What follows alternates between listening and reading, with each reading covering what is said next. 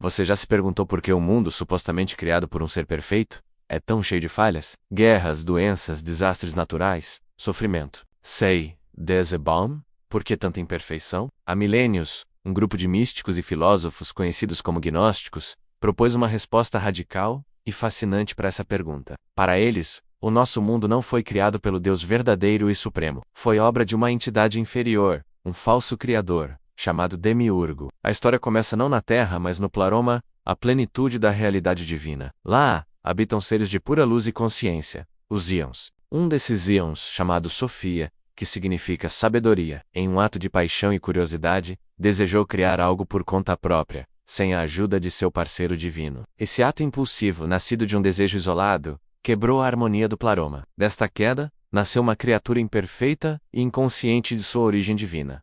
Essa entidade era Yaldabaoth, o Demiurgo. Sigo e arrogante, o Demiurgo, acreditava ser o único Deus. Com a matéria sombria que o cercava, ele começou a moldar o universo físico, o nosso cosmos. Ele declarou: "Eu sou Deus, e não há outro além de mim." Mas sua criação era um reflexo de sua própria natureza, limitada, falha e ignorante da verdadeira fonte divina. Ele criou o tempo, o espaço e a matéria como uma prisão para manter as almas cativas, longe da lembrança do Pleroma. Para administrar sua criação e manter a ordem, o Demiurgo gerou assistentes, os arcontes. Essas entidades são como os governantes planetários e as forças cósmicas que regem nosso mundo. Pense neles como os burocratas do universo material. Cada arconte governa uma esfera celestial, atuando como um guardião que impede as almas de ascenderem de volta à sua origem divina após a morte. Eles são os responsáveis pelas leis da natureza, pelo destino e pelo karma, que nos mantém presos em ciclos de reencarnação,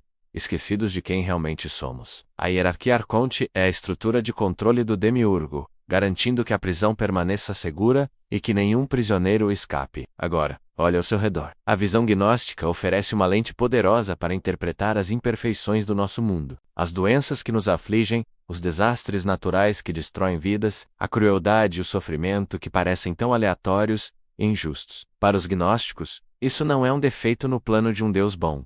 É a assinatura do Criador inferior. O Demiurgo, sendo uma entidade de ordem e lei rígida, mas sem verdadeira sabedoria ou compaixão, criou um sistema que funciona com uma lógica fria e mecânica. O corpo humano, por exemplo, é uma maravilha de engenharia, mas ao mesmo tempo, é incrivelmente frágil, suscetível a dores e decadência. A natureza é bela, mas também implacável. Essa dualidade constante, essa mistura de ordem e caos, beleza e horror, é a marca registrada do Demiurgo. O sofrimento não é um teste divino, mas uma consequência inevitável de vivermos em uma cópia defeituosa da realidade verdadeira. Mas a história não termina em desespero. Aqui está a parte mais importante e esperançosa da mensagem gnóstica. Quando o Demiurgo criou o primeiro ser humano, Adão, ele soprou nele uma parte da energia que havia roubado de sua mãe, Sofia. Sem perceber, ele implantou em sua criação uma centelha da própria luz divina do Pleroma. Essa centelha,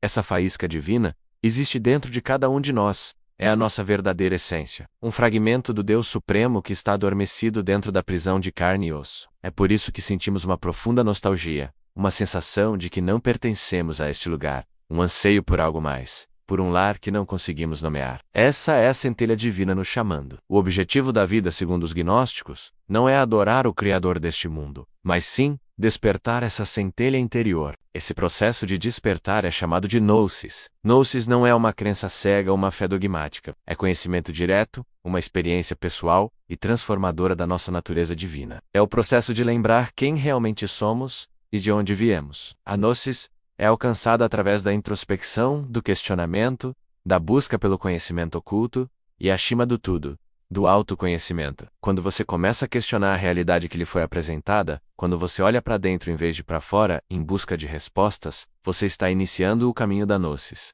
Os arcontes e as estruturas sociais do mundo material farão de tudo para distraí-lo com desejos, medos, ambições e dogmas. Tudo para manter sua centelha adormecida. Mas a gnosis é a chave que abre as fechaduras da prisão. Ao alcançar a gnosis, o indivíduo percebe que as leis do Demiurgo e o poder dos arcontes não têm mais domínio sobre ele. A morte deixa de ser um fim aterrorizante e se torna uma libertação, uma oportunidade para a alma agora desperta e consciente. Atravessar os reinos dos arcontes e retornar ao Plaroma, reunindo-se com a fonte de toda a luz. O gnóstico não busca salvar o mundo, mas escapar dele, libertando a luz aprisionada na matéria. Essa jornada nos leva a uma conclusão profundamente reflexiva sobre a natureza da nossa percepção. Se o mundo que experimentamos é uma construção imperfeita, até que ponto a nossa realidade é real? O gnosticismo nos convida a sermos céticos em relação às nossas próprias percepções e às verdades que nos são impostas. Ele nos desafia a olhar para além do véu das aparências e a questionar a autoridade, seja ela religiosa, social ou cósmica. Talvez a maior prisão não seja o universo material, mas a nossa própria mente. Quando aceita sem questionar a realidade que lhe é apresentada, a busca pela gnosis é, em essência, uma rebelião contra a ignorância. É a declaração de que somos mais do que corpos de carne e osso, destinados ao esquecimento. Somos portadores de uma luz imortal, exilados de um reino de pura consciência. Então, da próxima vez que você olhar para as estrelas, pergunte a si mesmo: você está olhando para a majestade da criação divina? Ou para o teto de uma prisão dourada? A resposta, segundo os gnósticos, não está lá fora, mas dentro de você, esperando para ser descoberta. A chave para a sua libertação sempre esteve em suas mãos. Obrigado por viajar conosco por essa fascinante cosmologia. Se essa exploração despertou algo em você, não se esqueça de se inscrever e ativar as notificações para mais jornadas pelo conhecimento oculto. Até a próxima!